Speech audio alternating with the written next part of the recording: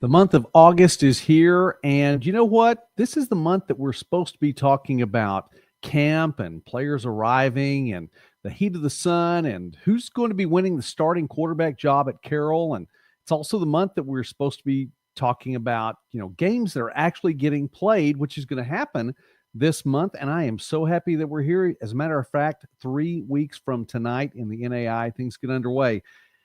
And yet, here we are, first show of the month of August, and we're going to be talking about news from the NCAA to get things started. Good evening. I'm Joey McWilliams. Glad that you're here with us tonight on college football this week. And if you're watching us live, thank you very much for that. Let us know from where you're watching and what team you're going to be cheering for this year. Let us know from where you're watching tonight. That'll be great. Anyway, we're going to be talking about news from Division II tonight and a lot more. We're actually going to look at a few of the conference's preseason rankings along the way. And if you're here for the NAIA content, don't worry. We have a lot of NAIA content as well, but I think you're going to want to stick around for this opening segment because ultimately I believe it's going to have an effect on all levels of college football and college sports too. We're going to talk about a few upsets from last year.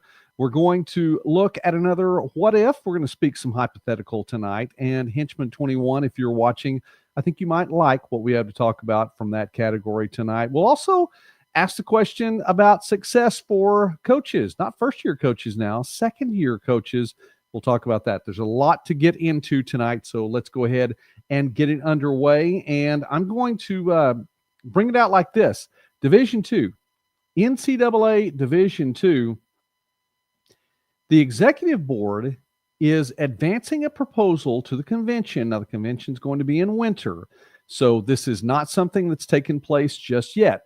But the NCAA Division II executive board has advanced a proposal for 5 seasons of eligibility in college sports on, again, the Division II level. 5 seasons of eligibility in college sports, not just football, but definitely football, as that's what we're talking about right here. And it's going to have an effect all the way around the board. By the way, shout out to Josh. Thanks for watching tonight from Denison. Jeff, thank you for watching tonight. And of course, Roll Stangs. Appreciate your comment as well. 5 seasons of eligibility. This has been talked about for a little while.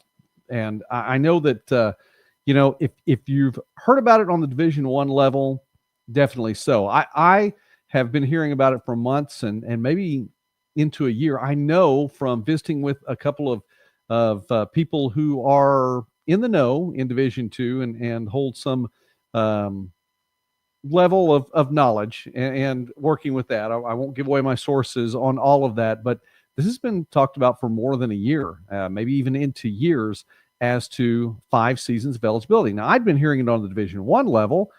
If you watch Division I football, and by the way, if you're a fan of Division I football, you need to be watching Josh Pate. That is absolutely the place to go for all your Division I football knowledge. However, this is Division II doing it. So the executive board, they've been putting this together for months now, and they've advanced this proposal. It will be voted on in the convention in winter. And let's take a really quick look then at what something like this might look like. Some of the things that are in play here with this. Division II news. It's going to permit up to 5 seasons of competition during a student athlete's first 10 semesters or 15 quarters of full-time enrollment. Now, let's stop there for a moment. I don't know about you, but every college or university that I've been associated with has measured its time in the classroom in semesters. Now, I realize there are 7-week courses online, 6-week courses online, even some 5-week courses online. And I've been a part of those as well. But for, to start and finish, generally it's been semesters. If you have had quarters in your school, then that's great for you. You have 15 quarters to do it. But basically what this is saying is that you get 5 seasons of eligibility in your sport in your first 5 years of playing in school. Now, what else does that mean? Let's take it a little bit farther and see what goes into it.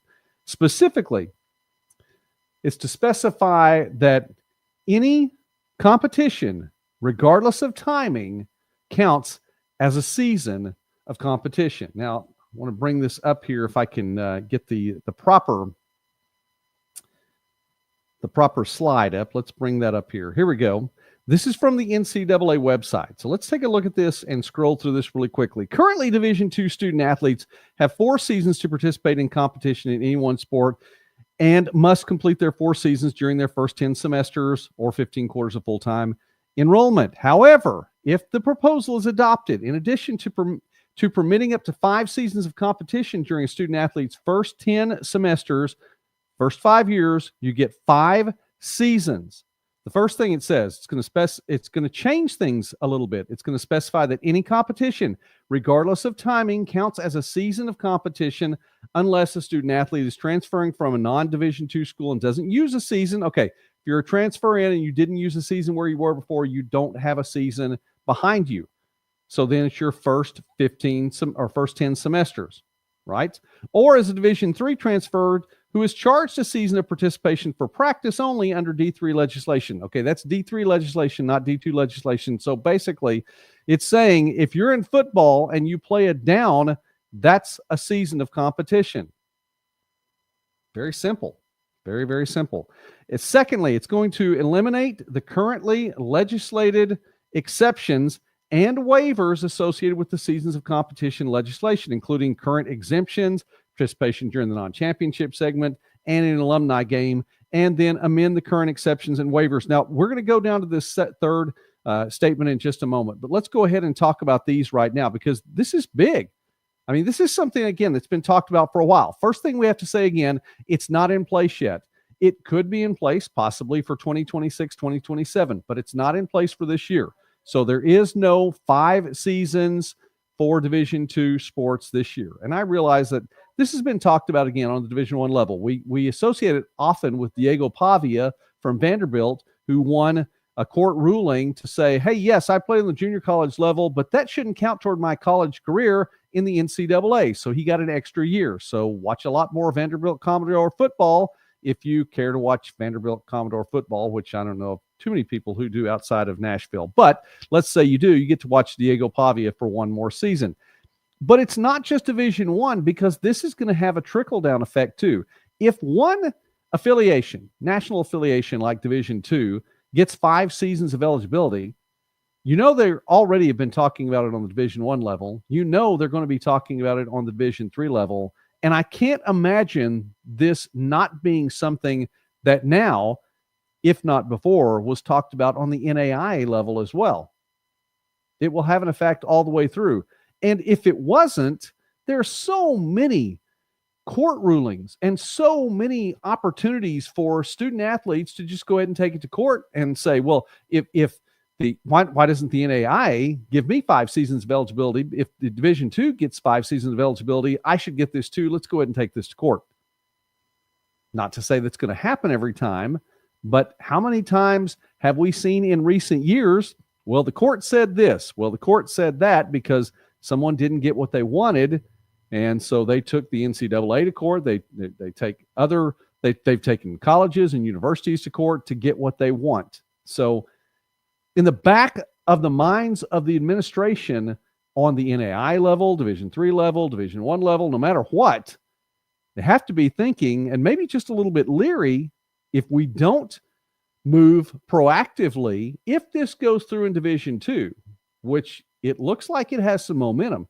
If it goes through, if you're these other levels of affiliation, you have to be thinking proactively. So it's going to have a trickle-down effect too. And one of the things also is that they're saying that it takes longer to graduate college anyway. Let's go back to look at this one more time. I'm going to scroll down here. Data from the Division II Academic Performance Census shows a shift over the years that more student athletes are taking longer to graduate. Of those who earned a degree in 2022, 2023, 63% did so in 4 years or less, while 30% needed between 4 and 5 years, and 7% took longer. So 37% took more than 4 years to earn their degree. More than a third of all the student athletes in 2022, 2023. This trend informed the Eligibility Review Working Group's recommendation, which would also reduce the need for exceptions and waivers. let's go ahead and let me see if I can bring this back down right here. Let's talk about that for a moment. Exceptions and waivers. There have been so many of them at the Division II level. And again, we can talk D1, we can talk D3, we can talk NAIA. You know they're out there. But specifically, since this is a ruling for Division II, how many times, if a student athlete has this issue or that issue, if it was a medical red shirt, if it was some kind of issue classroom-wise, if, you have 2 games in which you can play and you've used up your eligibility if you play in a third game. The team needs you. You play in a third game for 3 downs. Well, I was in there for only 3 downs and tried to get exceptions there. Transferring through. There are already so many waivers to transfers now that they're all on the books now, and it's easy to go from one school to the next. It's easy to be a student athlete in 4 years of athletic eligibility to be at 4 separate schools now. Now, I'm old school. I'm not a fan of that at all. I enjoy cheering for more than just laundry. I really do. Now, I'm all about my school. I'm all about my university.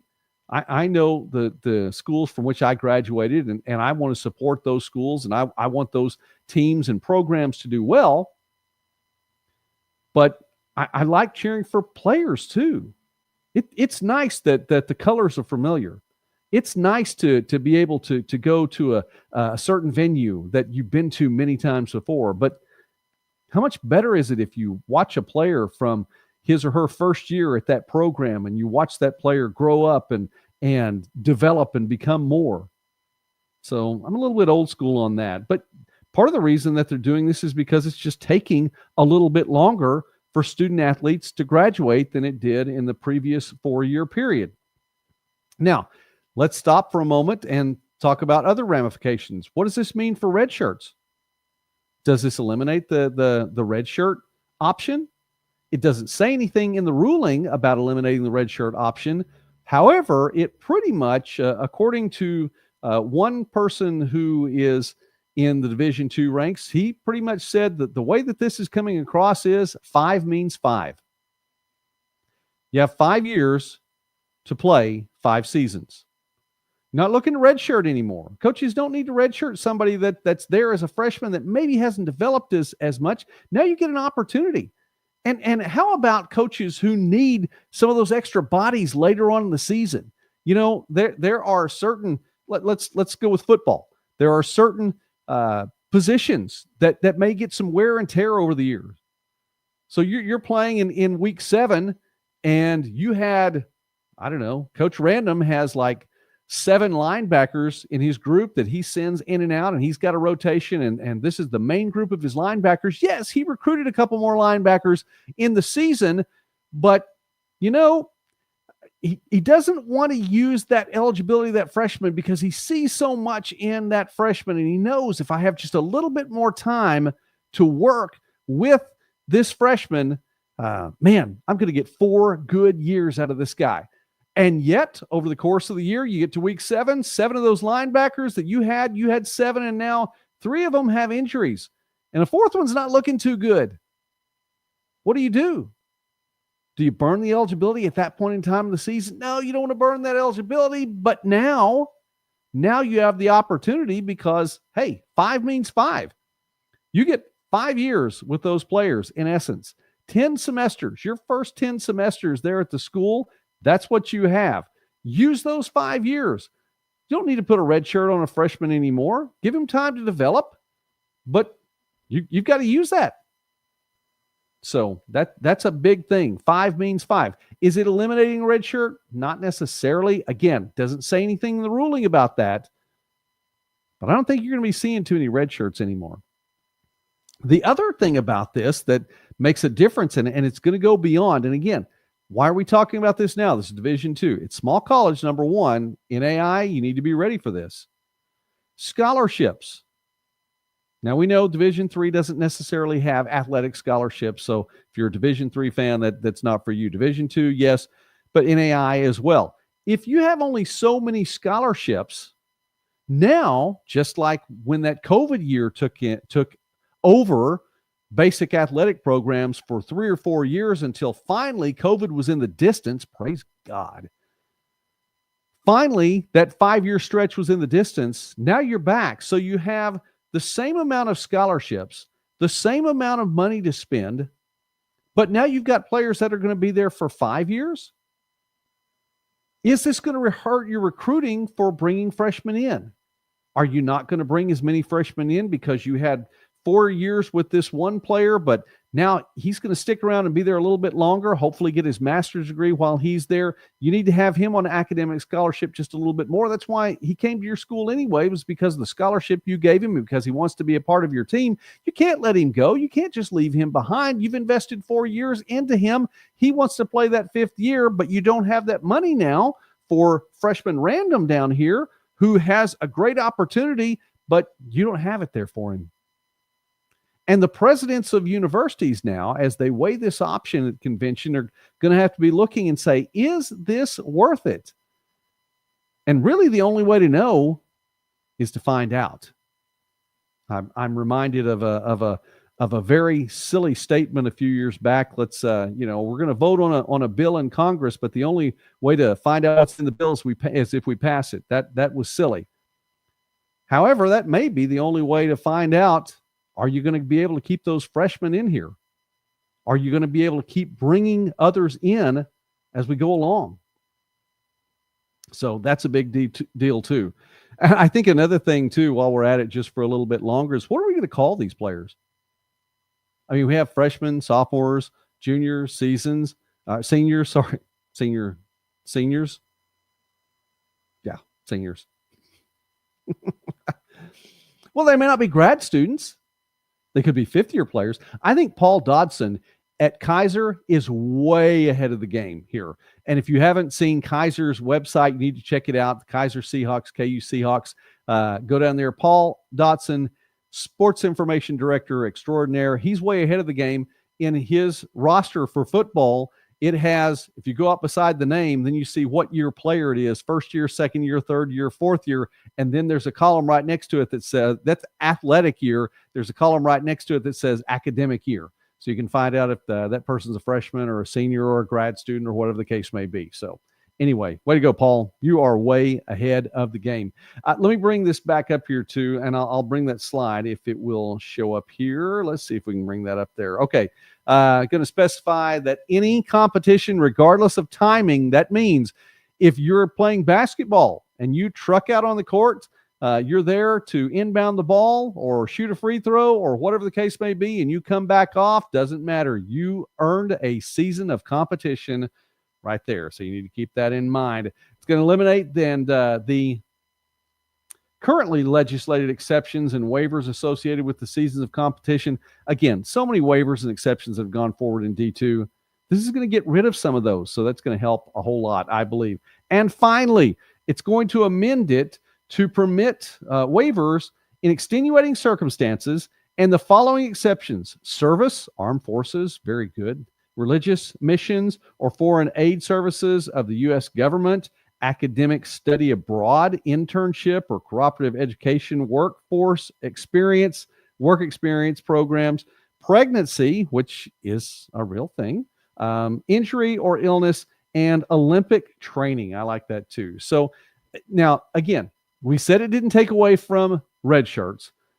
It's not necessarily taking away from medical red shirts or a medical exemption either. It's still leaving some of those things in there, but there were so many waivers that we're going through that this is going to help amend that. So I think that goes a long way right there, and we need to keep that in mind. Are you tired of news yet? I think I'm a little bit tired of news from that standpoint. I want to talk college football a little bit more, but it needs to be done because this is a very real thing, and this is going to change the way that your program approaches a lot of things. It really is. And you may see some players there more, but you may miss on some recruits because you're having to take care of players who are there for a 5th season. This is going to be a lot for coaches. And I think, too, let's go back to news from last week. Last week, we talked about Phil Stayback taking over as the head coach for Graceland. Okay. And we mentioned that Coach Ross is stepping into a general manager type position, football operations. I don't recall the title just right now, but it's there. These may be the kind of people that now it's not just a luxury to have that kind of a person on your staff. Now, if you have 5 years of eligibility and you're trying to straighten out and sort out should all this money go and what should this do, and the head coach is trying to be a coach. Head coach in college football hasn't been able to be just a coach for decades. Maybe you do need that director of football operations. So anyway, all right. Mark, how you doing tonight? Again, Josh, really quickly. Hello from Denison. Glad you're watching. Josh, roll stings there from Jeff. And Mark, how are you doing? I'm doing well. How are you doing tonight?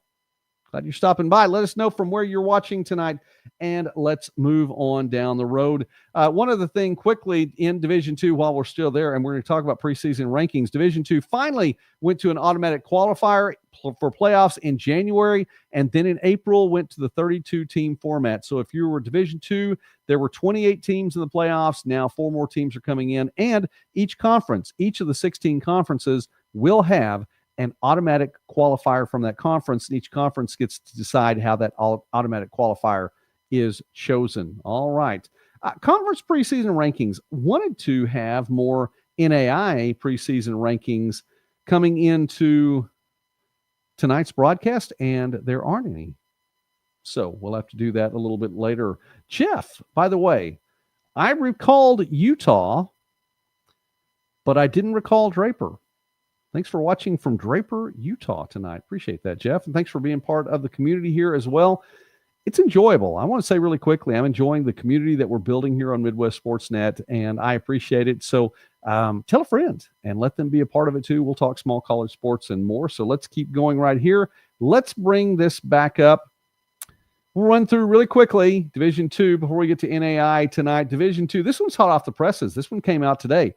The PSAC, the Pennsylvania State Athletic Conference, the West and East divisions, Kutztown, Slippery Rock, really no surprise there on either one of those. Kutztown looking to take it once again, overall title there in that championship game. So let's look really quickly along the way. CIAA, this was a couple weeks ago. I think the CIAA, the SIAC is the first one generally it's out there. The CIAA was out there just a little bit after that. Moving along, Virginia Union at the top there. Johnson C. Smith also among the top in the preseason ranking there. Conference Carolina is sponsoring football for the first time, and a tie at the top. Pembroke and North Greenville also up there at the top, and preseason favorites there in Conference Carolinas this year. The Great American Conference, Harding, the 2023 national champion, at the top of the preseason rankings again. Washita, no surprise, right behind that. GLIAC, Ferris State, really? You picked Ferris State at the top? National champion? It's a run. Bulldogs are on an absolute run.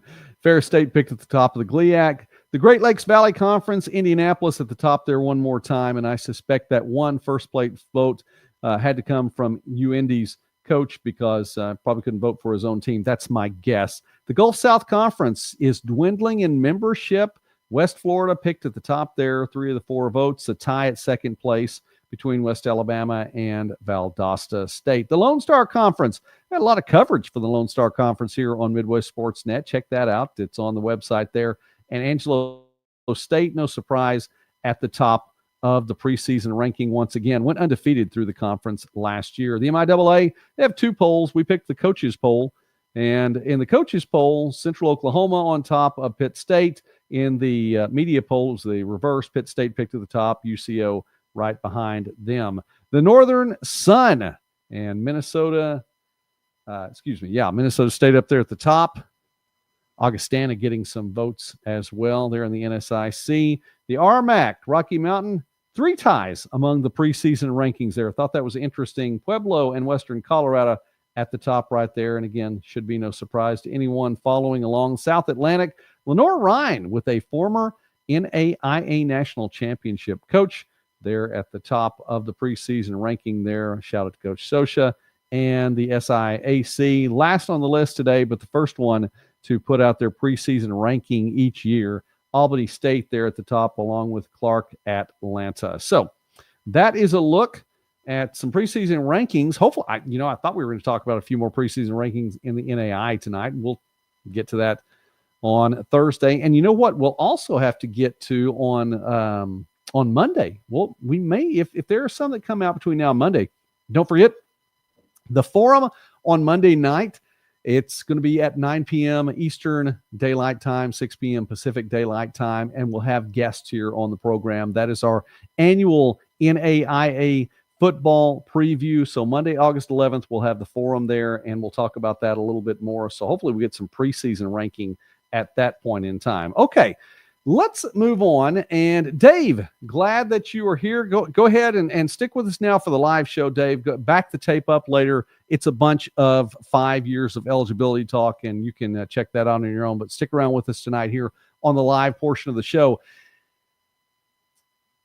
I actually pushed this back twice. I had it to talk about each of the last 2 weeks, and I pushed it back twice because I wanted to see what you all thought about upsets in the NAIA heading into this season. And realistically, I don't think we've seen that many. Now we've seen a few where a team with, maybe not as many wins, defeated a team with a few more wins. And while that's an upset, really not so much on paper. Often it's teams that are ranked, that not rated, but ranked, that, someone that doesn't have as high ranking or completely out of the rankings, out of the poll, that, pulls off a win against a team that's ranked highly. Usually you see that as an upset, and there weren't that many last year. And so I kind of pushed this topic back a couple of times. I want to go ahead and get through it tonight really quickly. And I wanted to bring out, now there were a couple of games that aren't really upsets, but I think caught a lot of people by surprise, or maybe caught a few people by surprise. One in particular, Indiana Wesleyan beating Marion, was not an upset. Indiana Wesleyan finished the season 11-2, Marion 8-2. Wasn't an upset, but a 77-21 victory, that was a surprise, no question. So if you were watching that and you saw the score come across and you had to look at it twice, I did, to the final score, 77-21. I remember Indiana Wesleyan taking a lead, but they just took it to town. Mount Marty over Hastings. Mount Marty finished 6-5. Hastings had 2 wins, I believe. Not an upset necessarily. However, for Mount Marty, the win is what gave the Lancers their first ever winning season. Finished 6-5 on the year. And it was the first time in school history that Mount Marty had defeated Hastings in football. So maybe a little bit of an upset there. 0-3 all time against Hastings. All right.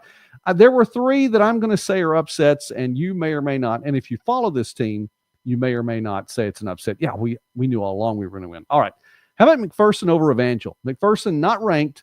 Evangel number 16 last season. McPherson with a 34-27 win, and the Bulldogs come away with the victory there. Bulldogs, by the way, 8-3 on the year. Evangel 9-2 on the year. Joey, that's a really, really mild upset. Well, yeah, that's if you take their final records. But if you consider that Evangel had not lost a conference game as a member of the KCAC to that point, coming in, had won 18 consecutive games in conference play, then McPherson coming away with a victory there, a little bit of an upset. And McPherson, again, outside the rankings, did not even receive any votes. So that one was an upset. We're talking about upsets right now. Let us know if you think there's going to be a big upset this year. How about this one? Point 23, Pikeville 21. The Skyhawks get a 27-yard field goal as time expires to get a 2-point victory over Pikeville. And you know what? This one, Point finished 4-6, didn't make the playoffs. Pikeville finished 6-6, did make the playoffs. And there were folks who really didn't think Pikeville should make it. I mean, the Bears were 5-5 at the end of the regular season. Now, here's my take on that. Absolutely, Pikeville should have made the playoffs because the Bears did exactly what they needed to. They won their conference. They got the automatic qualifier. And yes, they made it into the playoffs with that win. But that win by Point threw everything into chaos in the Appalachian Athletic Conference, because then you had 3 teams with just 1 loss in conference play, Point along with Pikeville and Reinhardt. Now, Reinhardt had made it to the playoffs 9 consecutive years coming in, and those last 2 weeks, It was stressful. And the other thing is that the conference, the tiebreaker really was, there wasn't a way out of it. It kept showing up that, all three teams were there. And so it looked like it was going to come down to the conference office saying, this is who we choose, which if that's what you have in the books, that's fine. I would have thought that was a terrible idea if that's all you were left to. But if that's what you have in the books, then you have to go with what you have in the books. But that upset by point threw everything into chaos. And so again, Pikeville was receiving votes at the time, but in the preseason ranking, excuse me. But then they went 0-4, and then they came back, won 4 straight, and then lost to Point, but then won the final game of the season. Point wound up losing, by the way, later on. And so Pikeville gets that automatic bid. Finished 6-6. I think we should go on record here in college football this week. I'm going to say Pikeville finishes with a record better than 6-6 in 2025. Now, I don't know how many games they're going to play to finish it, so I'm going to say it's a better than 500 record, okay? Pikeville, we're going on record now and saying the Bears finished with a better than 500 record. So if Point were to beat them at that, again, it's an upset. Biggest upset of the year last year. Does anyone know?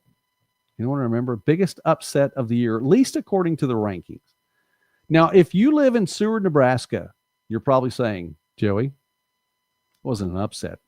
We knew it all along. We knew Coach Daberco's squad was going to get this done. Well, history says not necessarily. Northwestern had won 32 of 46 games all time against Concordia coming into that game last year. Concordia unranked, not receiving votes. Northwestern was number 2 in the country and had a number of winning streaks going on, and Concordia came away with a 29-17 win. And it wasn't a last-second field goal to get it done.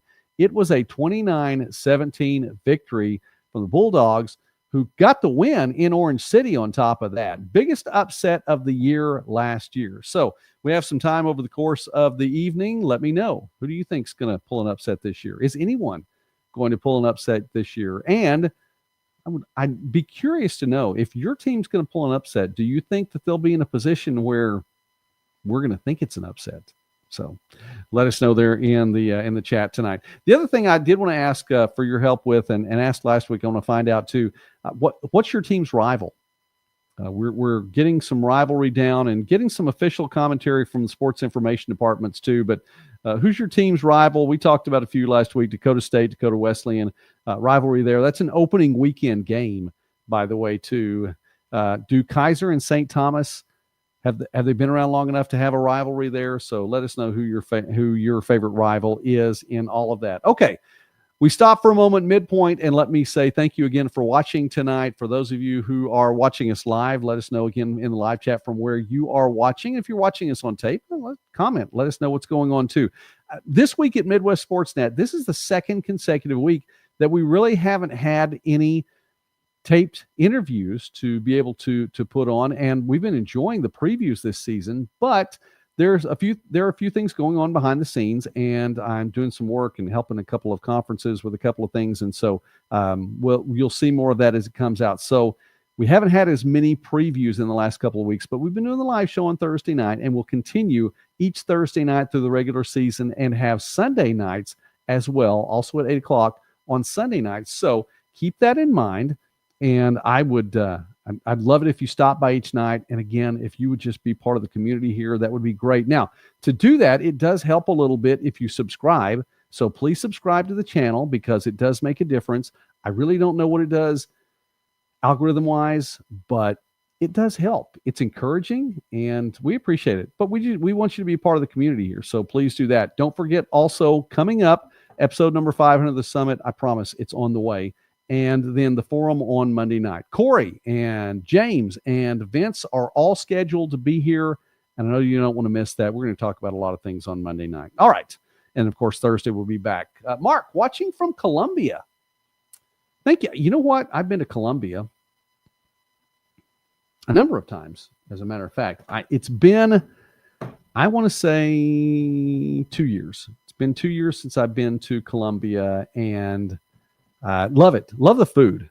Like walking up down the streets, and there you've got Columbia, you've got Stevens, both there. Neither of them have a football team. And then there's that Division I program there on, the football stadium on the south side of town.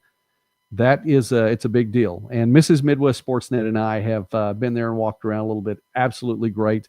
I got to go to, it was October of 2023, and that was the last time I was at the field for a Missouri game. So really cool place to go. Jordan, Lindsey Wilson, let's go ahead and throw this one up here. Lindsey Wilson versus Campbellsville is always a fun game. Jordan, I'm glad you're back tonight. And I was thinking about you this week, so I'll throw that one up there. Yeah, that was a fun game. Let me keep that in mind. We'll drop that into our database here. And Jeff, Morningside versus Northwestern for sure. Absolutely. Morningside and Benedictine is developing into a lot of fun. It's a really good point. And I stay there for long enough to say this. How cool is that it is becoming something like that? A non-conference rivalry, an out-of-conference rivalry. And it's not something that happened necessarily from the proximity end of it. It's just something that's developed on the field, and because these two teams are playing each other. And how cool is it to have out-of-conference matches like that? I recognize that in some conferences, NAIA, Division II as well, there are so many teams that it becomes problematic to have an out-of-conference game. Sometimes you just can't do it because you run out of games that you can play in a season. But when the opportunity's there and you're able to put something else like this together, I think it's really cool. All right, Jordan, really quickly as we move on before we get into our hypothetical speech, as we speak hypothetically here tonight, checked out Coach Bright, and yes, to answer your question from last week, Coach Jay Bright heading into Lindsey Wilson, I think it's definitely going to do something fantastic. And I also want to make sure that you all know, I hope I didn't answer too quickly on that because I didn't know enough about that situation. I always want to make sure I know a little bit more about what I'm talking about. So I may be cautious sometimes with a couple of answers. So Jordan, I hope I didn't jump the gun on that. But yes, absolutely. In studying this week, I think Coach Bright's going to be fantastic for Lindsey Wilson. And I think that the Blue Raiders are in very good shape for this year. So we look forward to talking more about Lindsey Wilson as we go on. All right, hypothetically now, what if, because we've been doing our what if series and even though I'm a DC guy, Marvel gave us the What If comics back in the 70s and 80s and the show on HBO or something, I don't know, recently. What if a Frontier Conference team wins the national championship this year?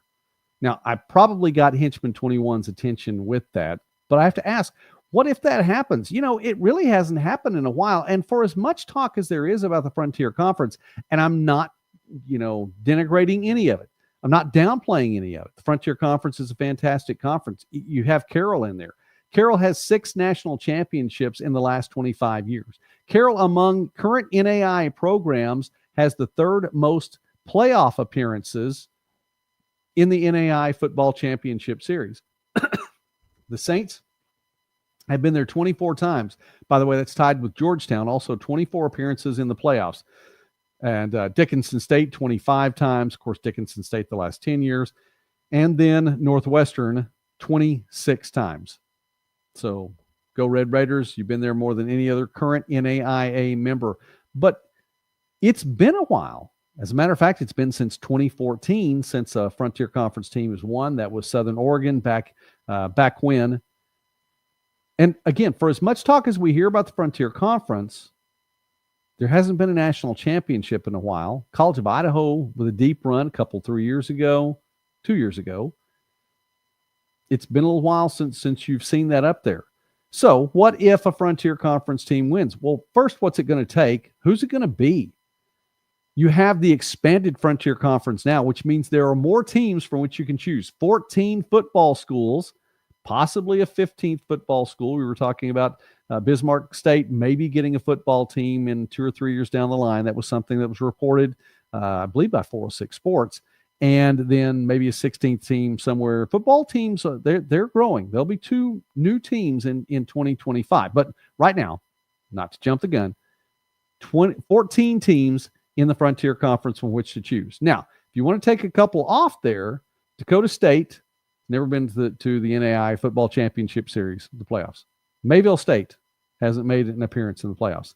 Simpson hasn't made an appearance in the playoffs. Now, for Simpson, yes, this is just the second year of the program, so an exception right there. So only 11 of the 14 teams have been to the playoffs before. I think Dakota State and Mayville State could make some noise this year. From what we've seen and the preseason hype and what we might expect from the preseason, I think there's some teams that you could look at and say, this team may have a better chance. Southern Oregon, I think, has a fantastic chance to make a run deep into the playoffs. Coach Brown's team picked up some momentum last year, and then you have Gunnar Yates coming back. And part of the media day from the Frontier Conference, I mean, Coach Brown was asked what he liked about his team. I mean, the first two words out of his mouth, Gunnar Yates, no question. So that goes a long way. How's that offensive line going to do for him? And do the Raiders have the defense to be able to keep their opponents off the board? Carroll, how about Carroll? We're still waiting to see who's going to come out of the race in the quarterback spot there, but I enjoy listening to Coach Purcell talk.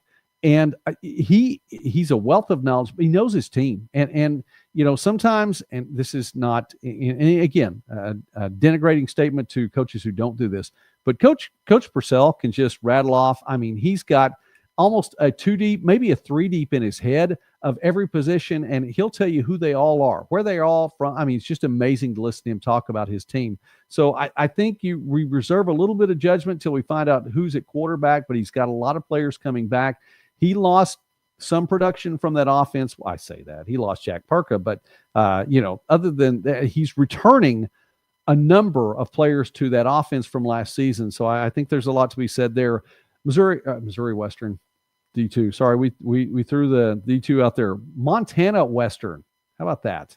Montana Western. Sorry, Coach Norris.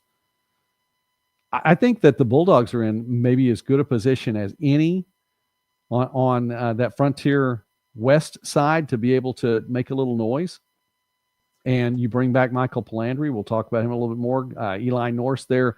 You've got a potent combination on offense, and he has a strong defense too. College of Idaho. How about Coach Morosky? And listening again to the Frontier Conference, I could take my phone right here and listen to put up Coach Morosky talking, whether it be Media Day, whether it be the interview that we had with him here on Midwest Sportsnet a while back, and just set it up there, find a way to clamp it to something in the car and just drive and listen to him. I mean, full of football wisdom and just wisdom. And so that's enjoyable. He got locked in at College of Idaho. Shout out to Yote Athletics, because you got Coach Morosky for 10 more years. When, if ever, have you heard of a football coach in the NAIA getting a 10-year extension? Somebody in the chat, if you've ever heard of that before, let me know, because that is absolutely incredible. They know they have a good thing there. Caldwell, Idaho, you have a good thing going, and you don't want to let go of it, so shout out to the Yotes on that. And he has a good program coming in. How about from the East? Henchman 21, I'm sure, would like to talk about what Montana Tech can do. You're going to look at some different players on offense for sure. And so the big thing there, how do you replace it? You may not be able to replace it with one person in particular. Can you replace the offensive prowess from what Montana Tech had last year? Is it going to be by committee? Probably the case. Then, of course, Dickinson State, a new member to the conference, but you cannot discount at any point that Dickinson State has won 10 consecutive conference championships, and the size of the conference varied a little bit. 14 teams, I realize 7 in the division, but what Coach Stanton has going there, obviously that's solid, and there's experience. And again, now he also, just like Montana Tech, there's a question: new quarterback, new running back. So who's going to win? That's the first question you have to ask. What if a Frontier Conference team wins the national championship? Who's going to be? The second thing I think you have to look at is, and the question is, how do you keep from beating yourselves up? Now, on the west side, well, on the east side too, both sides, both divisions, there are powerful teams. And I'm going to say that first, Henchman 21, I think I may be changing my mind. I mentioned last week, I don't think that you get two teams out of the Frontier West. I'm slowly developing a thought process that says maybe you do get two teams out of the Frontier West. But the question is, how do you keep from beating yourselves up?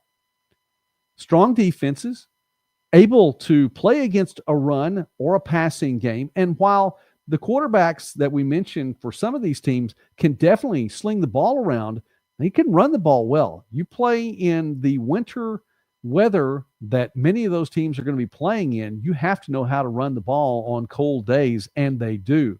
So you have a lot of wear and tear on that line, both on the offensive and defensive side of that line. How do you keep from beating yourselves up and then cannibalizing the league, because there are enough good teams there? And while in some conferences you have your tier one and you have the rest of the league, or a tier one, tier two, and the rest of the league, there are a number of teams in this tier, I think in both divisions, that you're going to beat yourself up. So how do you keep that from happening? That goes a long way to say if you're going to be able to, number one, put more than one team from your division into the playoffs. And number two, how far do you go? And number three, what do you do? How can you, how do I say this? Can you get enough playoff games in the Mountain and Pacific time zone? Which basically is a follow-up to the previous question. If you don't beat yourself up and you have one team in each division that rises to the top, how far can that team rise to the top to be able to be at a position where you get a high enough seed in the postseason? Now, I realize, and I'll throw this out there again, seeds don't matter in the football chain. It's not a bracket. If it were, it would be a little bit easier. I understand. Before you let me know that the NAIA has things to think about. Travel is a thing, and finances, and there are costs there. And I get that. I understand that. But the seeds don't necessarily matter. You know, it's like, you remember Whose Line Is It Anyway? I love that show. That was a fun show to watch. You know, Whose Line Is It Anyway? Where Drew Carey would come out at the start of the show and he would say, "Welcome to Whose Line Is It Anyway, where everything is made up and the points don't matter." That's right, the points don't matter. And I would say that here, everything is made up and the seeds don't matter. That's right, the seeds don't matter. Just like traveling in the WNBA, or the NBA for that matter. It doesn't matter anymore. So what does it take then, though? If you can get a high enough seed, and it won't be contingent, praise God, on the rankings at the end of the year. It's going to be a committee that decides all of the 1 through 20, how it's seeded on there. And so the top 6 seeds won't be contingent upon the final NAIA coaches poll, which I think is fantastic. Props to the NAIA for doing that. That was a great criterion to have completely removed and thrown out of the book as being a criterion, being a part of the rankings in the coaches poll, having anything to do with the postseason. So since you don't have that anymore, the committee will decide 1 through 20. If a Frontier Conference team can get in that top 4, where you get, first off, the week off for the first round, and then the second week you know for sure you're hosting, and then the third week you get down to the quarterfinals. If you're in the top 4, Montana Western was in the top 4 up until I think the final week or two of the season. I mean, there's an opportunity there for the Bulldogs. So it can be done. But I think you need to be playing as many games as absolutely possible in the Mountain or Pacific time zones. Keeps that travel down. Bring some other teams out to where you are. That goes a long way toward getting things to where you could win a national championship. All right. Let's talk really quickly. Thanks again for watching tonight. Appreciate everyone being a part of the community here at Midwest Sportsnet as we're talking college football this week. A number of teams are going to do well because they return stellar quarterbacks. We had a video earlier this year about the top 5 NAIA returning running backs or running backs returning to their team. And I wanted to do a couple more videos with quarterbacks and wide receivers. And the more I thought about it, the more I thought, let's just talk about it here and give you a chance to say who you think some of those top returning quarterbacks. Now, I'm talking about quarterbacks who are returning to their teams. And even though there's a little bit of transfer market in the NAIA where some players are finding a way from one school to another within the NAIA, I'm talking about quarterbacks who are returning to their teams. Sorry, I'm wondering who's calling at nearly 9 o'clock here, Central. Anyway, all right, let's start. How about Kavonte Baker returning to his team? Jeff, I'm glad you chimed in because he's next. So we'll get to him next. We're going kind of in alphabetical order of the ones that I had down. Kavonte Baker, man, what a story he has. The Friends quarterback, the Falcons with a win in the playoffs last year, and then, man, they played Grandview as close as anybody all season long. Kavonte Baker at the helm. He was away from football for 4 years. That is really something to think about. I mean, he didn't play. Had a child, did some other things, and when Coach Harrison came from Bethel, from North Newton, back to Wichita, where he had been a high school coach for a while, he contacted Kavonte and said, "Yeah, you know what? I think I'd like to get back into this." And man, what a difference he's made on the field. I call that the Terry Harrison factor, by the way. The Terry Harrison factor goes beyond just Kavonte Baker. But 24 games in the last 2 years, KCAC Player of the Year in 2023, more than 1,200 rushing yards each year in the last 2 years, and 40 rushing touchdowns combined. Not too many quarterbacks on the college level talk about having 40 rushing touchdowns in the last 2 years. So that's a big one. How about Zach Chevalier? He's been around for a little while. Golden Valley High School class of 2019. He's going to be playing in 2025. I know some of these players get older and older all the time. Not going to catch up to me anytime soon, but still, just one of those things. Had a stint, wanted to play at Santa Monica College. I think he wound up playing at Los Angeles Valley College before he broke his wrist in the first game. So he's finding a place. COVID comes around. He winds up at Iowa Wesleyan. And if you're not familiar, Iowa Wesleyan, the Tigers had the university shut down. And so Chevalier had nowhere to go. But wait, there are a lot of football schools in the state of Iowa and some pretty good ones on top of that. And he found his way over to Sioux City, had an opportunity there with Morningside. Now in 2022, he was there, but he was behind a couple of other quarterbacks. And Coach Ryan used Lennox Brown as a quarterback that was mainly with the running game, and Cash Parker as a quarterback mainly with the passing game. And it was kind of one of those Steve Spurrier things where you have two quarterbacks going on. Well, it didn't really work out that well for Morningside. Ultimately, I mean, they didn't win a national championship that year. And so they're coming off of having Joe Dolenchek there leading everything. You go to two quarterbacks, not there. But Coach Ryan found his man near the end of the year in Zach Chevalier, and he played and started in the last 3 games of the season. Now, the first one he started in was that loss to Dort, and that was tough because they were coming off a loss to Northwestern in the prior game. But Chevalier got his shot.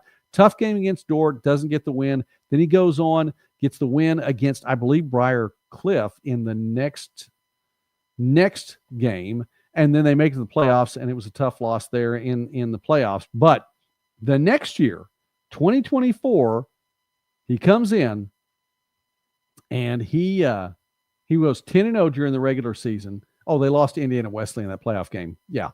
10-0 in the regular season and 4,682 passing yards for the year. Chevalier is helping Morningside to be in a solid position. Great front line in front of him. Chevalier has room to pass. That's key too. I mean, it's tough to throw for 4,600 plus yards if you've got no one to block for you. He has a great front line. He has great receivers as well, including one, Drew Sellen. So we keep that in mind. But the 45 passing touchdowns, I thought this was great. 0 rushing touchdowns. We know what Chevalier is there for. He has a gun. So that was something to keep in mind. Jordan says Jagger Gillis at Campbellsville. I didn't have him on my list and probably should have. I think you're exactly right. I think it's a big opportunity for Campbellsville right there. And he made some noise last year. Campbellsville, as much as any team last year that had a legitimate gripe to not be in the playoffs, Campbellsville did. So that is there. All right. And hey, oh yeah, well, got to throw out the O-line. And seriously, and it's not patronizing. It's the truth. I mean, consider what Chevalier did, and the fact that it's not to say that he doesn't have legs, because he does have legs, and pretty strong legs on top of that. But he wasn't going to be rushing for touchdowns. He threw the ball. He did his job, and he threw the ball there, and the offensive line was there to take care of business for him. So shout out to the offensive line for Morningside as well. How about Jackson Dooley? He's a nominee for the All-State Good Works team for 24-25. Oh, he's gone 19-6 in the last 2 years for Benedictine. What a program that is. Made it to the semifinals last year. Last year alone, numbers similar to what Chevalier had, more than 4,100 yards passing, 39 passing touchdowns. I'm glad for Dooley that he gets a chance to have one more year to throw the ball, because his career number for passing yards is 6,666. I don't know if I want 666 or even 4 sixes as a number associated with my name. So his first passing yard this year, he'll be able to knock that off there. 75 carries, and similar to Chevalier, didn't pick up a lot of rushing yards. This was funny, though. For Dooley, had 10 net rushing yards to the positive, 8 rushing touchdowns. So for every rushing touchdown, he had 1.25 yards rushing. Props to him in that. All right. By the way, if you haven't seen Jackson Dooley's picture, he's got nice new specs in his new picture on the website there, so you need to check that out. The historical pics, nice little trend there. So new glasses for Dooley this year. Truman Julesgaard had only 1,445 passing yards last year and 15 touchdowns passing in 2024. That's down from 25-20 and 20 passing touchdowns in 2023. However, with Julesgaard, there's a lot more there. He leads the team well. And you talk about his completion percentage, 60.3 completion percentage in 23, 65.1 completed passes. And by the way, that was just in 9 games, because if you recall, he got hurt, wasn't playing at the end of the season, and then in the playoff game there against Pikeville. So 17-4 in 2 years as a starter, pretty good record. How about Michael Palandri? Talked about Montana Western and how Palandri goes, I think is going to go a long way toward how this team does. Just like his dad played college football. Father played for Eastern Michigan a few years ago. In 23 and 24, Palandri with 730 rushing yards over the 2-year stretch, 13 rushing touchdowns. In 23 and 24, 6,213 passing yards and 58 passing touchdowns. And get this, 23, completion percentage of 63%. In 2024, completion percentage of 68%. These are big-time numbers. Big-time numbers for Palandri. How about Shea Spencer? He's led his team to a national championship a time or two before. He's back again. By the way, you talk about historical pictures. You need to check that. I've already given love to Paul Dodson, the SID at Kaiser. But you need to check out Shea Spencer's historical picks all the way from back in 2019. I mean, he had a mature look back then. I mean, very no nonsense. I mean, he's there for business and looks the same, but the growth in that amount of time looks the same all the way through. But the maturity that you can just see radiating from this guy is amazing. In 2022, passed for 2,405 passing yards, 17 passing touchdowns. Didn't play in 23 with an injury. 2024 passed for 3,118 yards and 30 touchdowns. And get this, completed 64% of his passes in 22, 67% of his passes in 23. He has the experience. He has the maturity. He has what it takes to take Kaiser back to a 4th consecutive championship game. How amazing would that be? Especially since we were talking about the fact last week, are there really even dynasties in the NAIA anymore? I think you make it back to a 4th straight championship game. There's a lot to be said for that. Long way to go between now and then. One final quarterback I'll mention, and you can't talk about this list of returning quarterbacks without talking about Jackson Waring. NAIA Player of the Year in 2024. A D1 transfer from Illinois State to get there from Ankeny, and 2,500 passing yards last year, 25 passing touchdowns, and just 3 interceptions. And get this, of those 3 interceptions for Waring last year, 2 of them came in the first 2 games. Only 1 interception in the last 12 games. That is consistency. That is knowing what to, that's just to answer a question I'm going to ask later on. Does he make bad decisions? Absolutely not. Jackson Waring does not make bad decisions, and you see that reflected in the stats there. 774 rushing yards, 13 rushing touchdowns, 203 rushing yards in the championship game alone. No, he does not make bad decisions. And by the way, while we're talking about quarterbacks at Grandview, I'm going to throw a name out there really quickly. Peyton Rottinghouse, a junior from Urbandale. Keep that name in mind. We're saying it right here, August 7th, 2025, on College Football This Week. Keep that name in mind. And for Grandview, too, consider there are a couple of new coordinators. You have Jordan Knock, a Grandview alum, on the offensive side, and Tyler Martin on the defensive side, an alum of Northwest Missouri State, which, by the way, has some football history in recent years, too. Yeah, D2, definitely a great program there. One of the cool things about Grandview, and I say this with Jackson Waring being there, he's a grad student, he's there. He's a part of the program. Grandview, with Coach Peterson, elevated Coach Peterson from within the program. With Coach Knock, elevated Coach Knock from within the program. With Coach Martin, elevated Coach Martin from within the program. Your head coach, your offensive coordinator, your defensive coordinator. What a great system that Coach Woodley had in place already for Grandview. And if there's a team that has the potential to be a repeat champion, something we haven't seen since Morningside in 2018, 2019, if there's potential for a repeat champion, it's right there. So that's good. All right. Really quickly, before we get to our last point tonight, let me see here. Drop that on there. Henchman 21 showed up for the live tonight. Thanks, Henchman 21. I know you've been watching on the replay lately, but glad you're here for the live tonight. Record is only one metric and downstream from schedule strength, in your opinion. Can't wait. Roll Diggs. I know. I talked about, dropped Josh Pate's name a little bit earlier tonight. He talks about the fact that you aren't always what your record says you are. And I get that. But if you've beaten yourself up so much in conference play that your record can't get you past that, I think it's tough for the committee to make that decision to get on. All right, let's see here really quickly. Let's go back to a graphic as we go to our final point tonight. Cross the hour mark. For those of you that are still watching tonight, thank you, especially if you're watching the Eastern time zone. It is past 10 o'clock, and I'm thankful that you're watching tonight. Man, what a great community this is. I sure do appreciate you guys. You guys are awesome, and it's fun to get to visit with you every single week. All right, last thing here. Let's put that on there. Second-year coaches. Here are the second-year coaches at their programs. And let's look really quickly. Second-year program. Second-year coaches who are heading into their second season at their program. Now, these are their records and what they were in 24 from what they were in 23.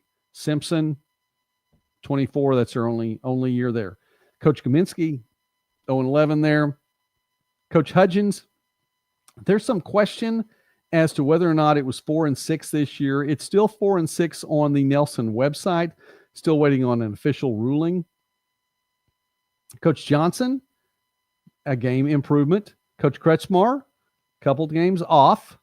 Coach Langford, even. Coach McLaughlin, Louisiana Christian, we'll talk about that in a moment. Coach Mitchell, same. Coach Russ, same amount of wins and made it back to the national championship game again. So, even though it's the same amount of wins. Coach Sherrod with a 2-game improvement. And really, how much better can you do? I mean, he went through the regular season undefeated. I don't know. You obviously can't do any better than that in the regular season. So if you look at that, what entails success for first-year coaches? We asked the question last year. Well, now we have some empirical evidence, like Henchman 21 was saying. It's a metric. So we have a metric. We have some empirical evidence to look at. From last season, or from 23 to 24, Only 2 teams had an improved record. Now, Simpson doesn't count because there wasn't a metric there. Wasn't anything to compare it to. So 2 teams had an improved record. 2 teams went down in record. 5 teams had the same win total. So how do you measure success at these programs? And I think each one of these programs probably did see success. You look at Coach McLaughlin at Louisiana Christian, dropped 5 games in the win total from 23 to 24. He lost a lot of offensive production. I mean, a lot of offensive production. And he brings in his own culture. He brings in his own style and his own plays, and it's going to be tough. It's tough to improve in year one. Same thing. You see a drop-off for Coach Kretschmar at Dakota Wesleyan. Well, Coach Simple had a certain way of doing it. Dakota Wesleyan right there. Coach Simple moves on into an athletic director position. Coach Kretschmar, Coach Kretz, steps in. He's made the changes. We'll see what happens here in year 3. I don't think it's a drop-off that much, and especially for Dakota Wesleyan, you've got to play that GPAC schedule. Are you kidding me? That's tough. That is incredibly tough. 5 of these teams had the same records. The only ones that went up again, Coach Sherrod at Texas Wesleyan went from 8-2 to 10-1. First off, undefeated during the regular season. You don't get any better than that. Secondly, you earned a home playoff game. Now, granted, the Rams lost to the Ravens. Benedictine made it all the way to the semifinals in that.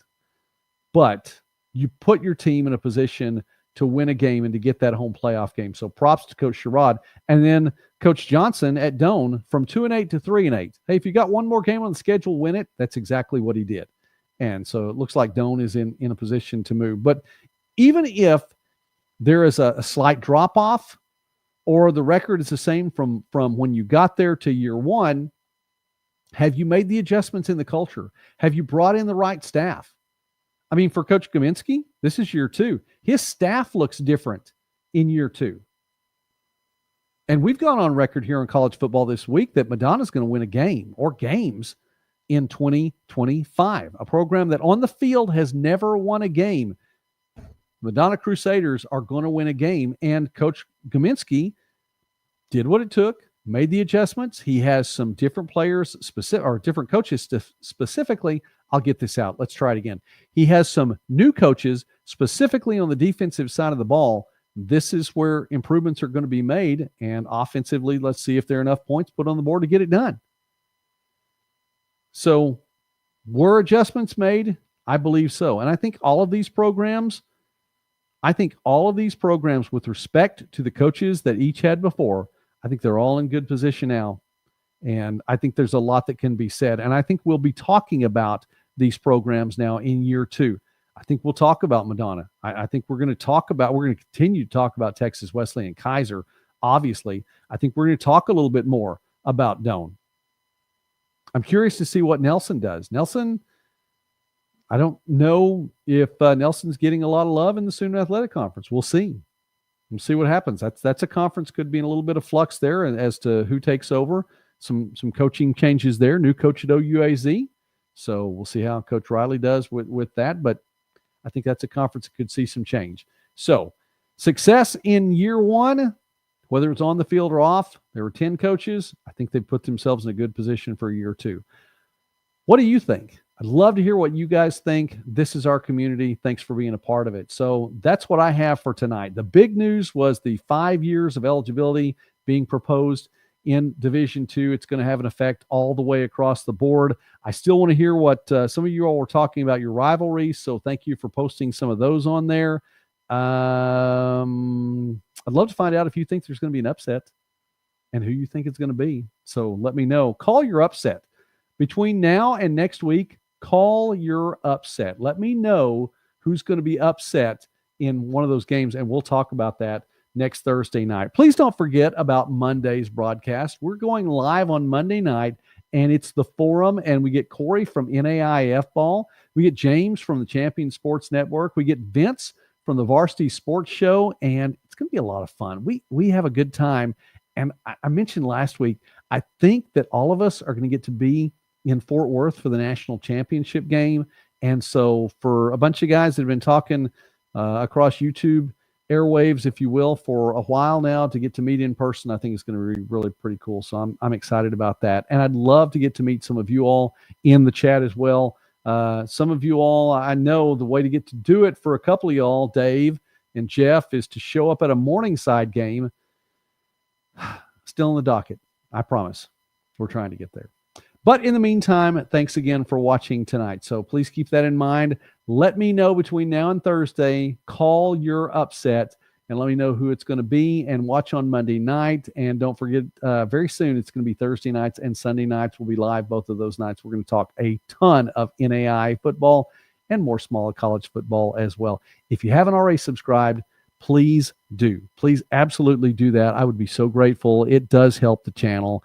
Again, I don't know what it does algorithm-wise, but it does help the channel. So wrapping it up, Henchman 21, Jeff, Jordan, Mark, thank you for watching tonight from Columbia. Great place. I appreciate that. And Josh, thanks for tuning in. Josh, a friend of mine from just across the Red River from where I'm broadcasting right now. So anyway, anything else? I don't think there's anything else on the docket tonight. I think we hit all the main points. We have a lot to talk about on Monday night, so be sure and be there for that. In the meantime, God bless you all. Thanks for watching. Thanks for being a part of Midwest Sportsnet. You are appreciated. You watched it all the way through the live chat tonight. Thank you very much. If you've watched all the way through the replay, are you kidding me? You are an absolute trooper. My goodness. Let me know that you watched all the way through the replay. And a Henchman 21, one last thought. Eastern Oregon may surprise some folks. You know what? I'm not going to take away from that. Coach Camp, I think he has something going there. Got to watch a little bit of his Frontier Conference Media Day stuff too. So yeah, I think they could. I don't want to take away from them. I think they could. All right. We will see you all later. God bless you. Thanks again. Have a great night. See you on Monday nights at 9 p.m. Eastern.